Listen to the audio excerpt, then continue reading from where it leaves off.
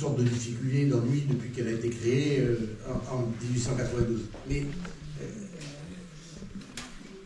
quand vous avez un drame, comme ça s'est passé dans les travaux, quand vous avez un territoire, ici, vous avez 150 km de voies uniques et métriques sur 2 départements. C'est un des drames qu'on ne trouve pas partout. Vous avez une ligne de montagne avec une altitude maximum de 1000 mètres au tunnel de la Toile Saint-Michel. On a quand même 1000 ouvrages d'art, 25 tunnels pour une longueur cumulée de 11 km et 16 ponts et viaducs, 50 allées-gares, 300 passages à niveau dont 30 automatiques. Est-ce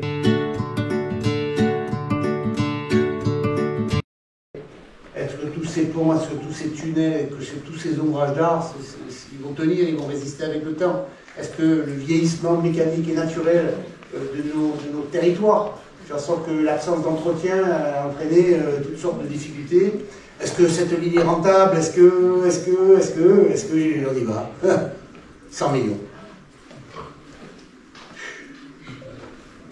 100 millions, un peu avec les multiples compléments nécessaires, 130 millions. On a le soutien de la préfecture, mais pas trop de sous. On a eu, mais c'est la vie. On a eu le soutien total du département, des aides par gare, mais c'est la vie.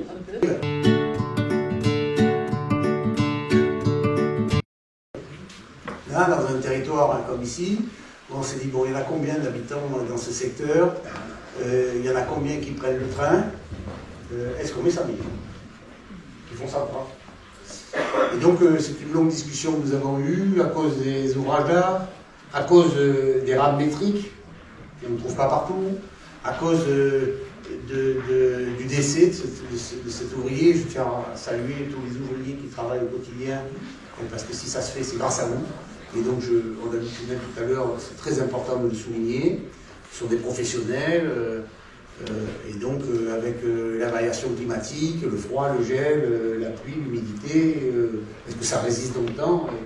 Et c'est beaucoup plus facile de dire, ben allez va, on prend tous le car, hein, et on descend avec le zou jusqu'en bas. Beaucoup plus facile. Mais à mon avis, plutôt irresponsable. Parce qu'en fait, quand on regarde le 04, les Alpes-de-Haute-Provence, on a besoin de désenclaver dignes.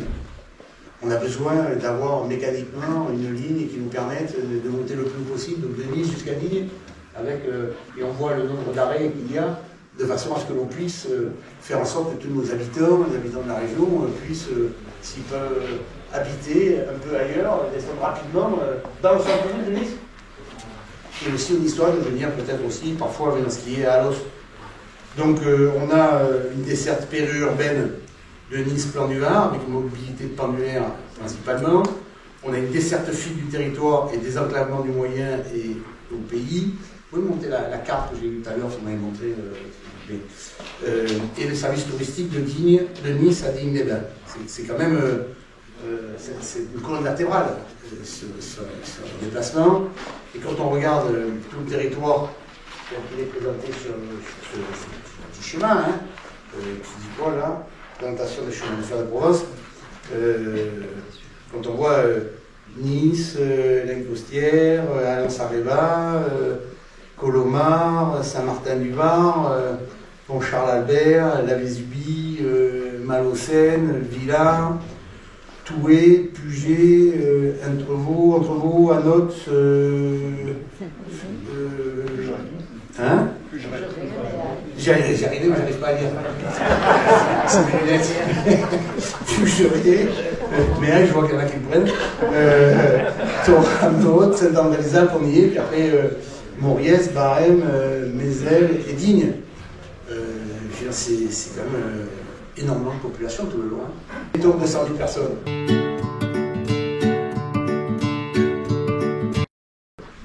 Enfin, quand on voit qu'aujourd'hui il y a 500 000 personnes qui prennent le rail, le train, c'est un sens.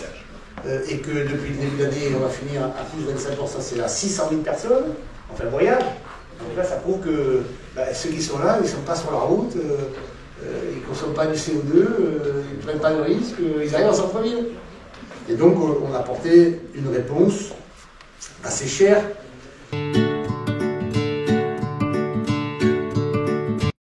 Acquisition de 8 nouveaux autorails hybrides, qui devrait être mis en fin de service 2027 avec la totalité du marché, qui a été attribué en juillet 2024 pour un montant de 83 millions d'euros.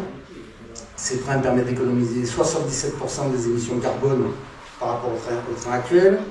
La construction d'un nouveau site de maintenance et de remisage de 33 millions d'euros et livraison en 2027. Donc, vous avez des rames, des rails, un train et un endroit pour réparer. Vous êtes à l'heure, hein. Mais vous l'êtes. La mise en place, à partir de 2025, d'un nouveau système d'information de voyageurs et de vente en titre. Une DSP, donc une déclaration DSP régionale avec 40 millions d'euros d'investissement et 15 millions de fonctionnement annuel. La rénovation des gares du haut de la ligne, 5,5 millions d'euros pour Puget-Ténier, Entrevaux, Anote, Thorame, Saint-André, Puisy. 1,1 million pour la gare de Saint-André, rénovation des bâtiments, des parvis, des quais, abri vélo, point d'arrêt pour les autocars, et les travaux du tunnel de Moriez pour 6,5 millions d'euros, avec une livraison d'achèvement fin 2025 qui nous a été confirmée tout à l'heure. Je vous demande de le reconfirmer, vous le reconfirmez, je vous remercie. Et donc, ce qui fait que nous aurons un haut service de gamme et de travail en 2026.